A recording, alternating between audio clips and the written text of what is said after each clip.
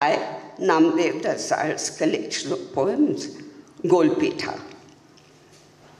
Then followed a series of Dalit biographies, autobiographies. These just tossed us right out of our soft beds, straight into the gutters, which were running right next door to us. So, what had we been talking about in our stories? About middle-class angst? Yes, we were angry, despondent about our dull routines, about the generation gap, even about corruption. But did the English language have words to describe the lives of these fellow humans forced to live a brutalized life on the outskirts of human society? It was a challenge to us as translators to find those words. Years later, when I was editing a literary section for the women's magazine, Femina, I translated a chapter from the first autobiography written by a Dalit woman. Shantabai Kamri wrote Macha Jalmachi Chittar Katha. I remember that it took me hours to think up an English equivalent for the word Chittar Katha. It didn't feature in any of my dictionaries. Finally, I translated not the word, but the context. And I think I called it The Story of My Tattered Life. The third eye-opener in the 70s was feminism. I'll have a drink of water. Simone de Beauvoir had already written The Second Sex. That was 1949. I had read it in my teens, been hugely absorbed by it. But I had thought then that this was all about the West. Now I realize it was about us, all of us. My first novel, Rita Wellinkar, was born of this awareness. We were all victims of patriarchy, whoever we were, wife, the other woman, sex worker, Brahmin, Dalit, Hindu, Christian, Muslim, right wing, left wing, at home, at the workplace. In 1988, Salman Rushdie wrote satanic verses, inviting upon himself a fatwa calling for his death. The Indian government banned the book, but Indian writers and artists stood up against the ban in support of freedom of speech. We do that even today, but in the current social environment, to put the idea into practice has become lethally dangerous. A sword hangs over the head of any writer who dares presume that she has the right to speak out.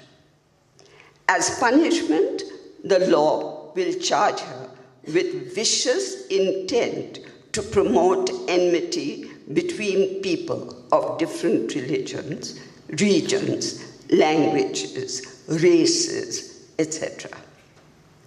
I often think wistfully of Anderson's emperor, who was tricked into wearing invisible clothes. Obedient courtiers and subjects marveled at their color and cut. But a clear-eyed boy standing in the middle of this herd of adults announced that the emperor was wearing no clothes. People saw the truth of this observation, and so did the emperor. But he shrugged and walked on, because he knew that however foolish and vain he might appear in his subjects' eyes, they could do him no harm. Today's emperors know that they are not safe. So today's truth-tellers are arrested and imprisoned. Fortunately, we are not, and I fervently hope, never will be in quite the same boat as writers in totalitarian states. But we certainly are in the same boat, for instance, as Orhan Pamuk, who was charged with insulting Turkey's honor because he had called the killing of thousands of Armenians in Turkey during the First World War as an example of genocide. Although the Istanbul court dropped charges against him under international pressure, the street court didn't spare him. He was abused, beaten, pelted with eggs as he entered and left the court. And we are most certainly in the same boat as the Egyptian novelist Naguib Mahfouz. He was stabbed almost fatally by an Islamist for writing novels which these extremists consider to be blasphemous. The stabbing caused such extensive nerve damage that Mahfouz couldn't write for more than a few minutes at a stretch per day. We know only too well that when political and religious powers feed people with self-serving, unitary ideas of culture, morality, and nationalism, the man in the street feels empowered to lynch.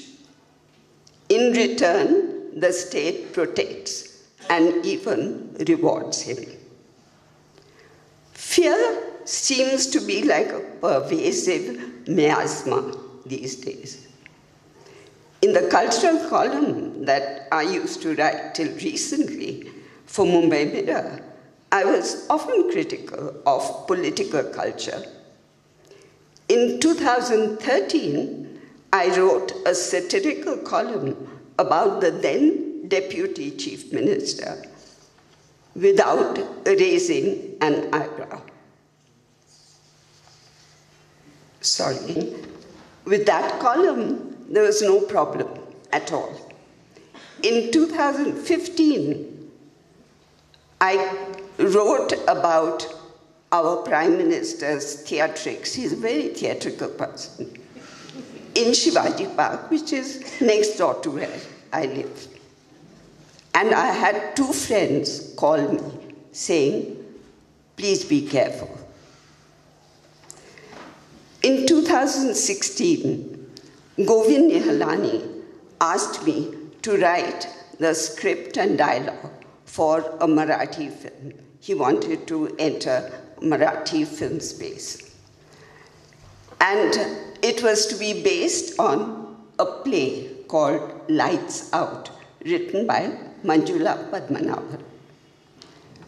The play didn't appeal to me, certainly not as a basis for a film script. I couldn't relate to the work because it did not reflect the socio-political complexities of our times. And it had a unidimensional plot, which was to make middle-class silence in the face of terrible things happening next door. That became the focus of the play. I asked Govind for carte blanche to fill out the flat characters, introduce new ones, and give the film a real-life context.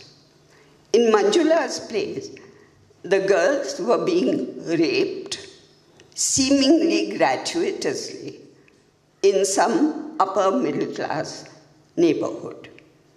I made those girls trafficked girls. I replaced the silent Goan maid of the original with an alert young tribal girl who realized what was happening next door and feared for herself.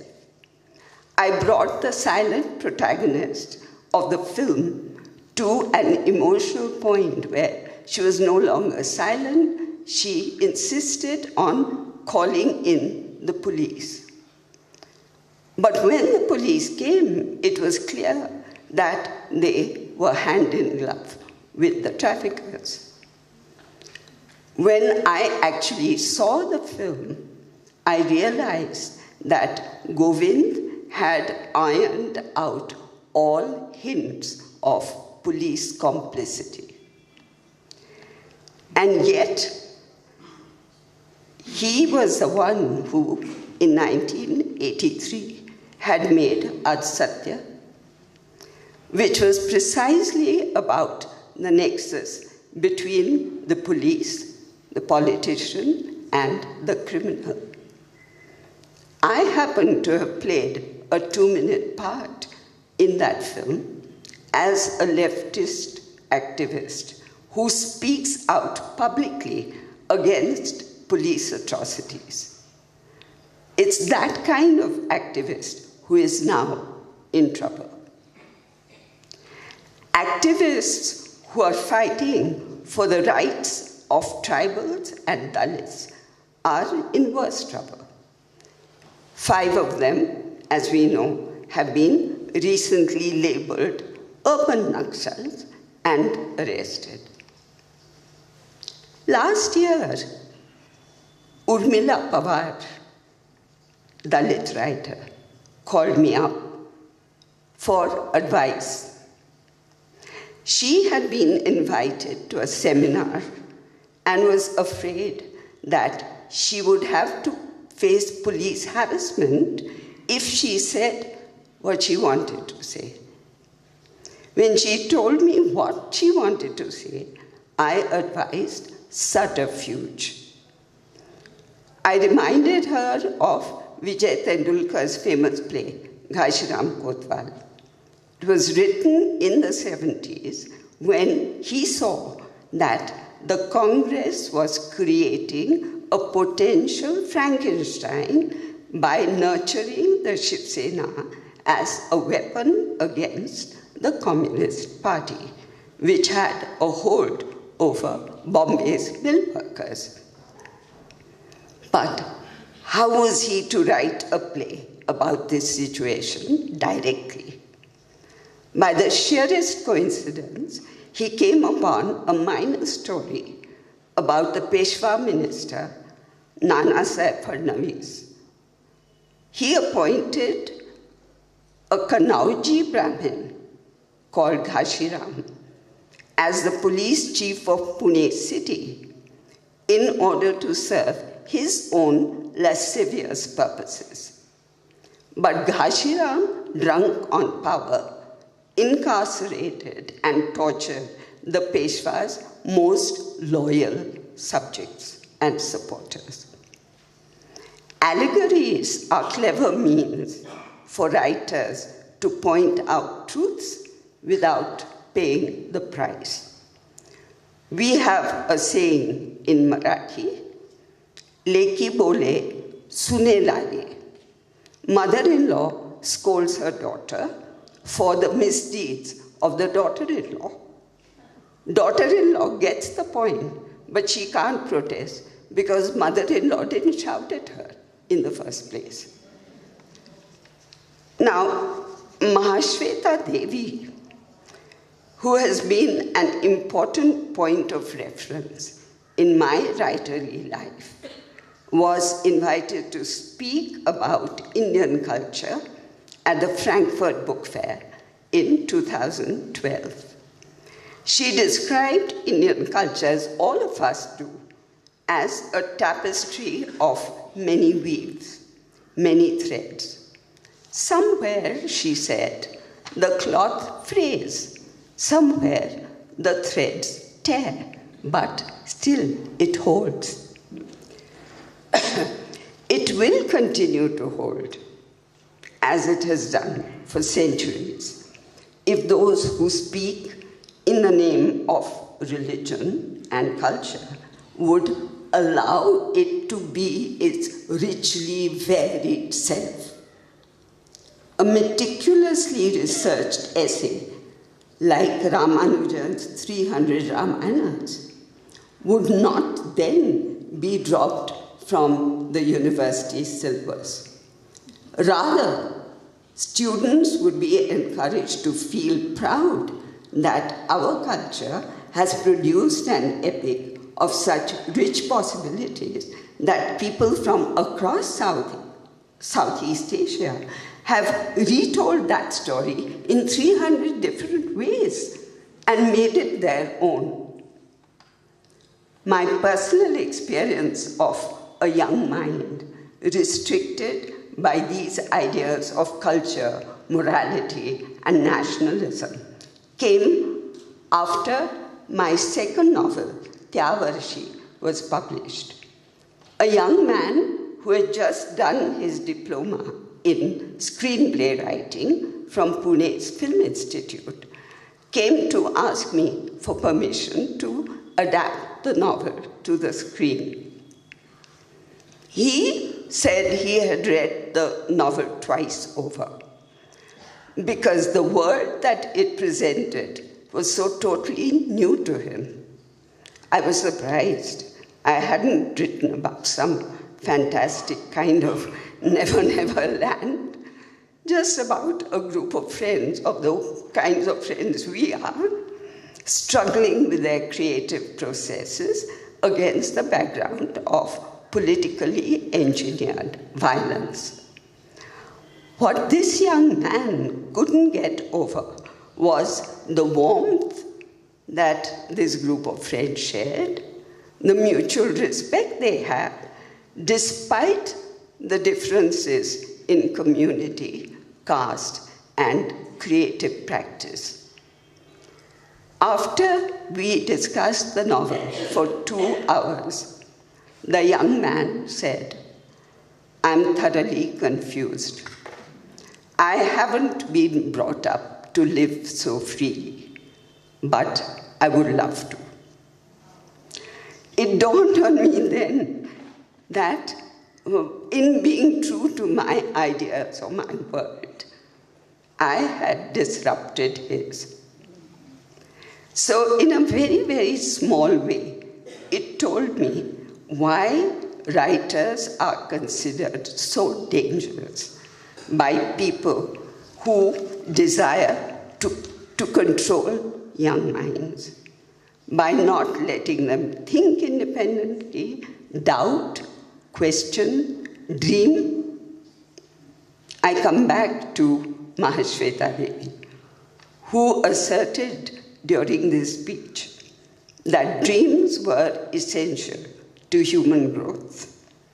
Speaking for herself, she said, "I dream of an India where there is no fear, where knowledge is free, where words come out of the depth of truth, where tireless striving stretches its arms towards perfection, where the clear stream of reason has not lost its way in the dreary sand of dead habit." I'll say amen to that.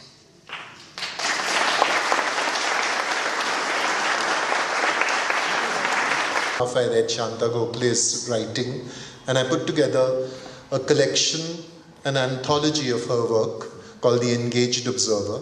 We worked very hard to make sure that we could launch it at this festival, and so The Engaged Observer, ladies and gentlemen, presented that.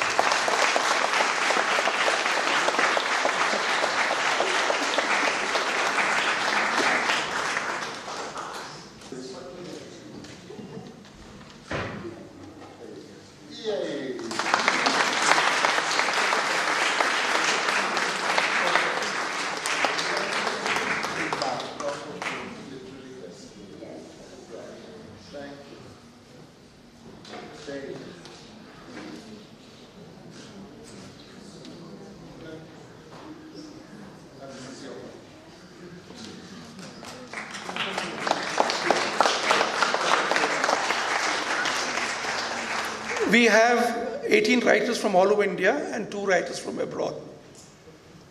We have continued support from a young, handsome Jerry Pinto, who has been instrumental in putting this program together.